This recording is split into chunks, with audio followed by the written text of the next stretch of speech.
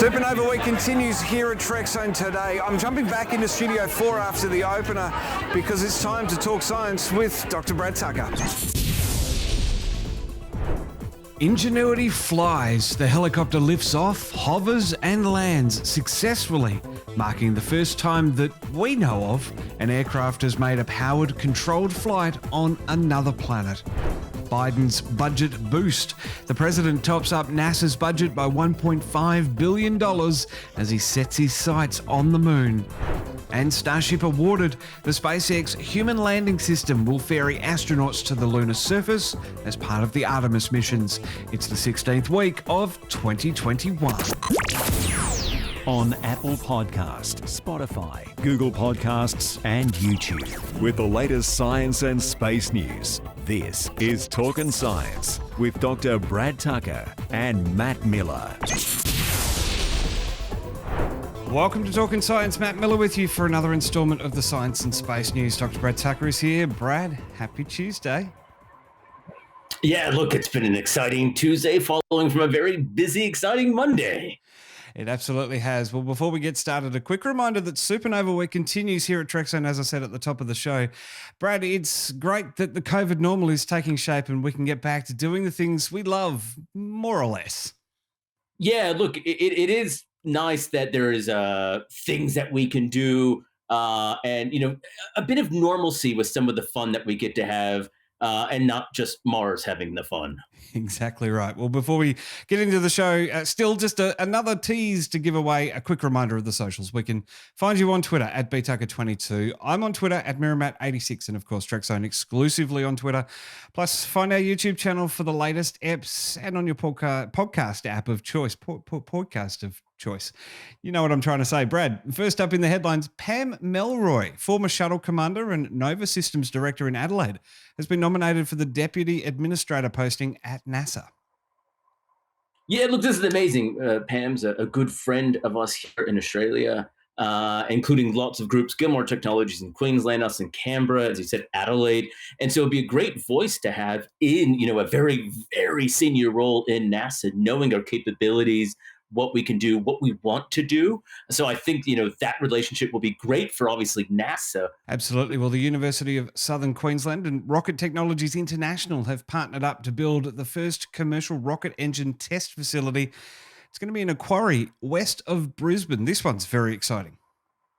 Yeah, look, this is the sort of growing industry that you have. Not only is it great to build the things, you need to test it and prepare it ready for space. And we've been doing that with satellites. Again, what we do here at Mount Troma, where I work, is to test and get these satellites ready, but you need that equivalent of rockets. So it's great to see this blossoming industry coming and all these little bits where, again, you wouldn't think about doing this 5 years ago, but now it's a must need. Absolutely. Well, let's get into the stories of the week. Without further ado, it's Ingenuity time. Brad, I know I said in the opener that this is the first time that we know of. What can I say? I'm a sci-fi guy, but that doesn't take anything away from the JPL team. They've achieved a massive milestone with Ingenuity, taking off, hovering and landing in a controlled manner. Right. It's the first Earth thing somewhere else, if we want to be careful. It was a Martian UFO, actually, if we want to talk about it from the Martian perspective. But look, amazing. It was great to watch. It was, I think, for everything that we'll dive into in a second, it's amazing that it worked flawlessly and that everything they did worked exactly to spec. They got what they wanted. And it was amazing thing hover above the Martian surface. Well, this first flight was 39.1 seconds in duration, piloted by onboard computers, and it happened at 5:34 p.m. Australian Eastern Standard Time yesterday, with confirmation sent back with a relay with the Perseverance rover and the Mars orbiter through the Deep Space Communication Network. I'm just listing all those steps out because it's an incredible feat of engineering and coordination as well. Yeah, look, I mean, the fact that, I was preparing dinner for the kids and this little Martian rover was communicating with this helicopter flying above the surface. And as you said, getting that data relay back. And then that's actually a critical point.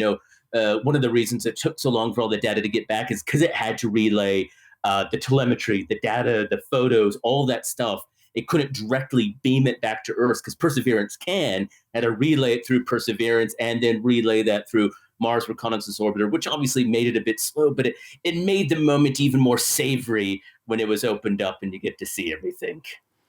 Well, unfortunately, we can't hook up a joystick to the uplink and pilot the craft in an ultimate drone flight in real time. The delay in communication just makes that impossible. But how does the team pick the next thing to do, Brad? You just can't do it in real time. But now that they know it works, that doesn't matter, right? Because it was all about getting that first one. Does the first one work? Now they're gonna be pushing the bounds. It's a lot like when you're just learning to drive. You get your L plates, get your learner license, you pull out of the driveway, maybe you go around the block, you go home, you didn't crash, you call it a success, and you go for the day. But now they want to take it on the highway. They want to take it for a spin. It's going to go higher. It's going to go further. It's going to do all of these things that they really wanted to do. And you can't do it until you know it works. So now that they do know it works, it'll be amazing to see how high they can go, how far they can go, all of those different parameters that they can do. Because, one of the subtle things I think that we're maybe not really appreciating is even though we know the properties of the Martian atmosphere pretty well, to the level of a flight, do we actually know it that well? That was one of the things it had to test. Think about here on Earth. You get changes in wind patterns or pressure systems. The flight paths, to have that ability and confidence in your data and your skills on Mars on a distant planet, that was an impressive feat into itself. Well, out of all of this, Ingenuity is a technology demonstration project, meaning that everything from this point on will not only be a series of firsts, but it will be paving the way for future missions. I guess the Martian sky is the limit now, Brad. That's right. The question is, how high can you go? Exactly. And I think that's the exciting thing. Not only will they push the bounds of what Ingenuity can do, but you now know that they can plan the actual next range of missions that are going to be doing this drone technology. Just as Pathfinder, the very first rover, when it was sent, over 2 decades of testing, can you drive this thing on Mars? Does it work? Then immediately, they jumped into Spirit and Opportunity, and then, Curiosity and now Perseverance. You can see that success happening quickly with these drones, not just on Mars, but on other planets as well. There's talks about sending these things to Titan, for instance, and all of this is laying that groundwork for literally opening up a new window genuinely of exploring the solar system. Well, speaking of exploring the solar system, President Biden has given NASA a confidence boost with $1.5 billion budget increase year on year. Now, there's a complicated process here with inauguration and budgetary calendars not quite aligning, but the commitment is definitely there from the Biden administration. That's exactly right. It takes a bit of time, especially, you said, in that first year to do it. I think the most impressive thing is, regardless of the numbers are obviously important for, people to do things, but it's the plan to expedite essentially this goal of landing on the moon by 2024 going to continue, keeping in mind the previous plan under the Obama administration was to land Artemis by 2028. Trump and famously Pence announced, let's shorten that to 2024. And they did back that up with financial, in order to do that, the financial backing. What was essentially the Biden administration going to do? And clearly, this is such an important goal to the U.S. interest, both sides of the aisle, that they not only want to make sure they get that goal by 2024, but increase the funding to see that happening. Well, I believe the technical term for what has been announced this week is a skinny budget. Now, that does not include any indication of when the administration wants to see a crewed lunar surface expedition. As you're talking about there, Trump brought it forward to 2024. The original plan was 2028. But it does place a priority on human spaceflight beyond the International Space Station. So you've got to think that Artemis is in there and in there with a really fighting chance with the way that they're pushing themselves at the moment. That's exactly right. Clearly reading between the lines is going to be a big goal, and also seeing who they're nominating. Again, we were just talking about in the headlines that Pam Melroy is going to be the deputy administrator. Before Nova Systems, she was in charge of the Orion spacecraft, which is the new craft that they're using for Artemis. And her experience as shuttle commander, clearly human space flight is figuring big into this administration, as you said, beyond just the space station. So I'm not surprised. And I think it's exciting to see for everyone, again, here, us in Australia, who have and committed to participate in this Moon to Mars mission with Artemis and beyond. It will hopefully be a benefit to us here as well. Well, Artemis is the headline grabber, Brad, but there are other programs set to benefit. $2.3 billion to the Earth Sciences Program and a discretionary fund for the Mars sample return mission, Europa Clipper, and the Dragonfly quadcopter mission to Titan. Plenty of exciting missions to come up. Hopefully the funding gets distributed equally. That's right, exactly. A lot of these things that we've been covering, clearly, hopefully, we think will benefit from this latest budget and continuing their development and pushing it. As you said, I think the big thing really is actually the Earth Science portfolio, which has been reduced in the past few years, but obviously, the dependence of that technology for Earth observation, and then again, actually going back to the things we're developing here in Australia. We've talked about bushfire satellites, water monitoring satellites, things that we're developing in-house in Australia, again, seek to potentially benefit from this longer term view of space and all encompasses from NASA. Well, this is the first time in 4 years that no missions appear on the chopping block. The American Space Agency, NASA, obviously, can now keep marching forward with its plans. And I've said it before, the Martian sky's the limit. The solar system's the limit now. And that's exactly right. I mean, space is just becoming a thing that you don't compete now about how much you're going to lower the budget, but how much you're going to invest in. And we've seen that in Australia in the last election, a year and a half ago. Both sides of the aisle, both parties were essentially saying, "Oh, we'll do this for space. We'll do this for space." It's become not as something you can ignore, but a critical part. And again, not just in the exploration side, but in the technology development and the direct technology benefits to everyday life. And I think it's that weaving things that we've been very good at doing and improving in science and space that's also contributing to its success. They're not viewed as these standalone areas that have very little to do with their everyday lives. We're showing how they're being a bigger part of our everyday lives. And as you said, it means the Pluto's the limit, probably, or maybe Planet Nine. Well, speaking of budgets, Brad, NASA has awarded SpaceX a $2.89 billion contract to use Starship and Artemis on the moon. Yeah, look, this is something that we've kind of been waiting for, is the announcement of who was going to be the lander on the ground, the moon ground, really, the moon surface for Artemis. We know there was a competition between SpaceX. We knew Blue Origin with their Blue Moon lander had thrown in their ring in the hat as well, so to speak, or their hat in the ring. Well, it's backwards on Mars. It's fine. And so, look, it's not surprising they went with SpaceX, and a lot of people talk about, well, Starship's still in development, and it is. And that NASA's realizing that, like everyone, extra funding not only saves them the money to develop it in-house, but accelerates the development for these private companies, as we've seen with the Boeing Starliner, as we've seen with the SpaceX Crew Dragon. That co-investment really accelerates and makes it a success. So I'm not surprised by this decision. I think everyone's saying it probably is the right decision for the future of Artemis and NASA space travel. Well, the Elon Musk company beat out Dynetics and Blue Origin, which was a cooperation of Lockheed Martin, Northrop Grumman, and Draper. Brad, hearing a little bit of your thoughts there, do you think SpaceX is getting too much of the pie?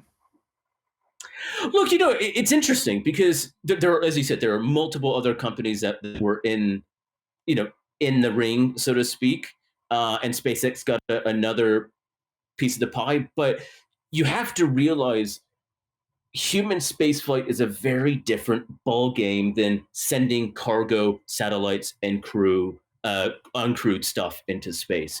The margin for and the threshold is less than zero when it comes to sending humans. You need the track record in order to get it. And think about how much work NASA put SpaceX through to actually even prove that the Crew Dragon was capable of taking people into space.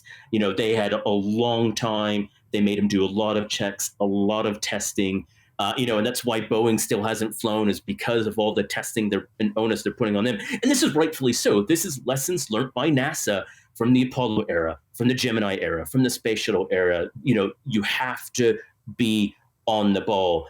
And to have a group that maybe hasn't shown those steps, but then say take the next step to the moon, where we already know the complications are harder. We already know the technical problems are going to be harder. We already know the potential issues are dramatically more than getting to the space station around the Earth. All of that, I think, means that, they're really going with someone who's proven the track record. What I would say is it probably puts a little bit of a fire underneath the feet, so to speak, of some of these groups to really not get their act together, but show they have to demonstrate this quickly in order to get confidence in the space agency for putting their astronauts on their craft. Well, on the testing front, SpaceX has Starship able to fly, hover, pitch and land, as we've seen from their testing range at Boca Chica. They're getting better at it, somewhat flawlessly almost, but still plenty of work to be done in just under a half a decade if we want to get Artemis on the lunar surface by 2024 or even 2028. Yeah, look, as you said, the work is by no means easy or a little bit. It's going to take a lot of work to go from where they are now to landing on the lunar surface. And, look, one of the reasons they were able to do it in the 60s is you throw a lot of money and people behind the problem and it solves it. That's just the solution, people and money. It's not complicated. I mean, it is, but the way to get the complicated solutions is money and people. And this is ultimately what this budget is. And I don't think it excludes other groups for participating in other parts. We talk about these other companies. A lot of the contracts have gone to other groups to build part of the lunar gateway and that sort of thing. So it's by no means just a SpaceX show, but you do have the race is on, and it's not even just, as we've talked about before, getting to the moon, but it's staying on the moon and going onwards to Mars. So if you start the marathon compared to other groups and countries later, you're just going to finish that much further behind. So they do know that the time is of the essence. And so groups further ahead are going to benefit from this. And there is going to be a lot of work to do. But it is, I think, really nice that NASA is, again, not just trying to do it themselves, but building up and working with the private companies in the US and around the world to pull this off. Well, Brad, just before we go, a quick look ahead to what's coming up on the next Talkin' Science interview. James Painter is a PhD student down at the University of Melbourne, and he stumbled across a hidden gem as he was sifting through decades-old Compton Gamma Ray Observatory data. That orbiting observatory and its burst and transient source experiment recorded a gamma ray burst on the 30th of August 1995 before being filed away and forgotten about in the archives. Now, by using gravitational lensing, James realised that they'd actually stumbled upon an intermediate mass black hole. Now, can you tell us a little bit about your research? You've discovered this Goldilocks black hole. First of all, what's a Goldilocks black hole? I think the technical term actually is an intermediate mass black hole. And the name Goldilocks came about because it's not too big and not too small.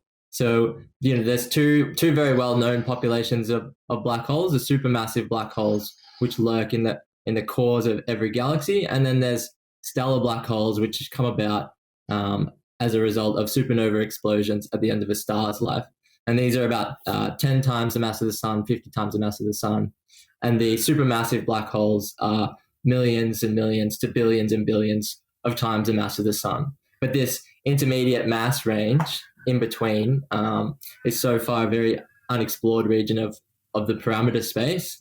And so I think that's where the name Goldilocks came about. That interview's out on Thursday at 12:30 p.m. GMT as we continue Supernova Week here at Trekzone. After that, you can click the card right now on YouTube and find our blog post on trekzone.org. Brad, another big week of Talkin' Science. As always, it's great to pick apart the stories of the week with you, and we'll do it again next week. So much to do, so little time. Keep up to date with Twitter. Catch new podcasts daily on YouTube. Plus, we're beaming to your favourite podcast app 5 days a week. Just search for Trekzone and subscribe.